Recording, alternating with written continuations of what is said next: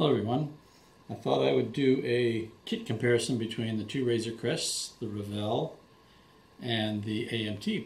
So this is going to be quick. I'm not going to dwell too much on it, but let's get started. Okay, we'll start with the box art. I had to prop them up because the shiny boxes, you couldn't see them because of the lights up above it reflecting off of it. AMT hands down wins best box art, the colors and just the overall design. Whereas the Revell, it's just white. They all have a picture of Mando on it, I noticed, but it's just the AMT's got a far cooler looking box, bit bigger box, and the stuff on the sides is nice. Sorry, showing various pictures of how it can look, whatnot. As well as they got pictures when you open it along the edge here, showing various angles of the ship, as well as cockpit details and colors. So that's what's nice about that.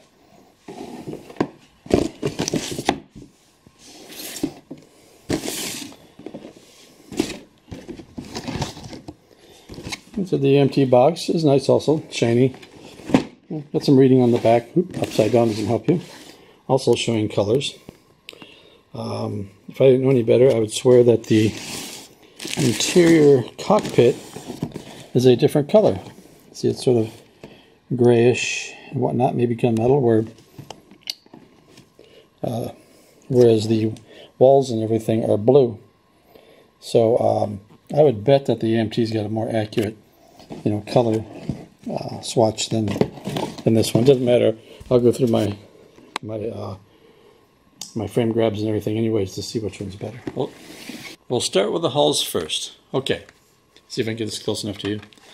The thing I noticed right off the bat was the panel lines on the Revell one are much finer and much cleaner than, say, the AMT kit.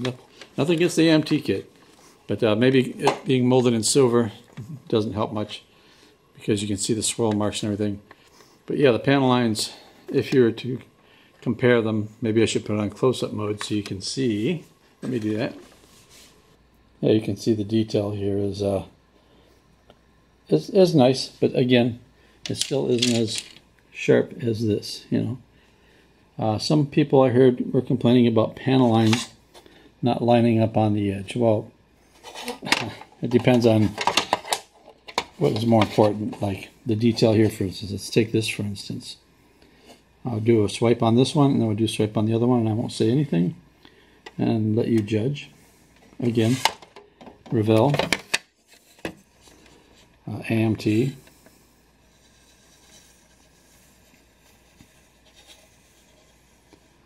this one has the door molded shut on that one, where the other one does not. The door is open on this side, though. Excuse the body parts coming apart there.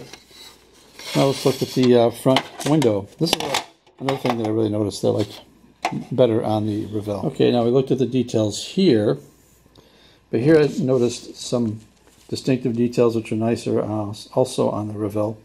It's like, see the little bumps right there in the detail? This one doesn't have it. These have thicker window frames on this than this, which AMT is more accurate in that respect, and this is molded into the piece, where this one is not, which doesn't really matter because it's not a really deep detailed piece. Okay, we'll go into the engines.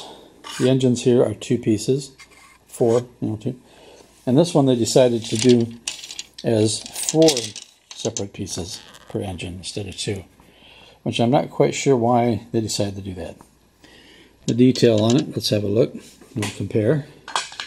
Try to find the piece that looks closest to it. And this one as well. Okay, here we go. Lift it up a little bit.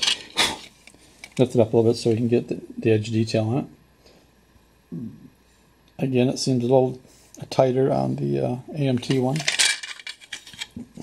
The one thing I did notice, the AMT does not come with a lower interior. It comes with a cockpit, but does not come with a lower interior, whereas the Revell has got the lower cockpit or lower interior with even a ceiling and everything, and so that's a big plus. The negative part of the Revell is the engines are not hollow here. It wasn't designed for lighting, but there are upgrade kits for that, which I'll show you in a second here. Nice. Now these do have, you can light these, you can see through them and everything. And there's the little turbines right there that go in there. So it's like, that's a two-piece. I like how they did that. The thing I did like is how they did this and put the turbines so it kind of sits back there. Where these are kind of a solid thing and these are molded onto the turbines. So that's a big plus on this kit for that. This here is the bottom detail, which is basically one piece for the Revell, but it's like 3 pieces for this. So now let's see what else here. Now the various little details here, like the landing gear. I don't know why this rag is here. Okay. Separate this a little bit. Come on, they're sticking to each other, damn it. They also give you a display dome, which is nice on the AAMT.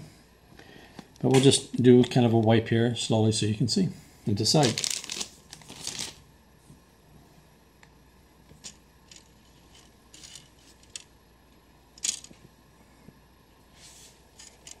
And there's the cockpit, and there's a little Mando there somewhere, probably a tiny little Grogu there. So now let's go over to the other. Again, interior intakes.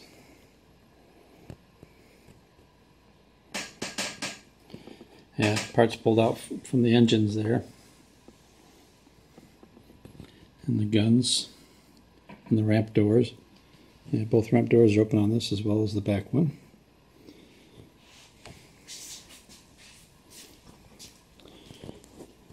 Oh, the landing gear.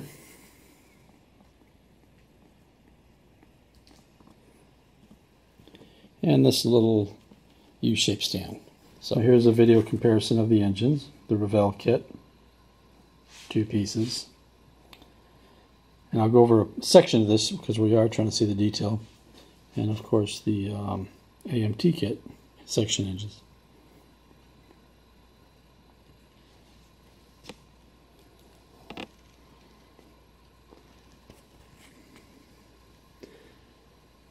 So there's those engines. Now the decals, the Revell decals are cool because they give you the choice of having like nice new shiny, you know, paint stripes and everything like that. And whatever these curved pieces go to, I'm not sure. I'd have to look at the directions obviously. And this little, looks like a landing, that's inside the, you know, the cockpit. That's what that is. They give you cockpit floor decal. That's kind of neat. And the Revell ones are just the pre-weathered ones. So look at the cockpit real quick so we could compare details on that. We go to close-up mode. These are the cockpit walls, side walls, and the control panels for the Revell model, and this is where AMT beats them out because the control surfaces on here are a little better, and I like the seat right there. Looks a little more detailed, and their walls with the wires and things are, I think, cooler. Actually, sharper and deeper, sharper than the Revell kit. So they got that going for them. Yeah. Okay, yeah, here's the engine for the Revell one. You can see it's solid, not very light friendly. A lot of people have had to cut all that out, hog all that, and file those all open for the AMT. Whereas the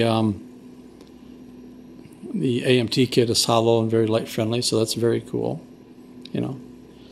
But ones I like, there's an aftermarket one that came out, which is awesome because this is dead on to the real one. I know because I've seen the files for the real one at one point, and see how those little tiny blades wrap around the engine in there. curve right up onto the engine cone. Those little spokes. That's the way the real one was. So these are at Shapeways. 308 bits makes these. And so I've been working with him to make some certain parts like this and some other little parts. So, I mean, you could probably use this also on the AMT if you wanted to. It's up to you. But, yeah, so, but that's add-on parts. Okay, after reviewing the kits and everything, I like the Revell one better. All the panel lines and things are much sharper. The detail on it is much sharper. And it has the lower deck interior with it. The plus side on the other one is the cockpit detail on the Revell, on the AMT one, I'm sorry, is a little tiny little bit better. The walls have a little more detail on the other one, a few wires and things like that. And the way the turbines are separate from in the engine intake is a nice touch from where the other ones are one piece. And you can light them. You can put lights in the engines. It's all hollowed in the engines. And whereas the Revell one are solid. So yeah, that's my review on the two kits. Some will probably disagree, and that's fine. That's cool. It's whatever you like. But that's nothing to take away from the AMT. I'd be just as happy with it if the Revell one didn't come out. It'll still build nice. Still too bad they didn't put that lower interior in, though. I know. I won't let that go, will I? So that's it for that. I hope this helped.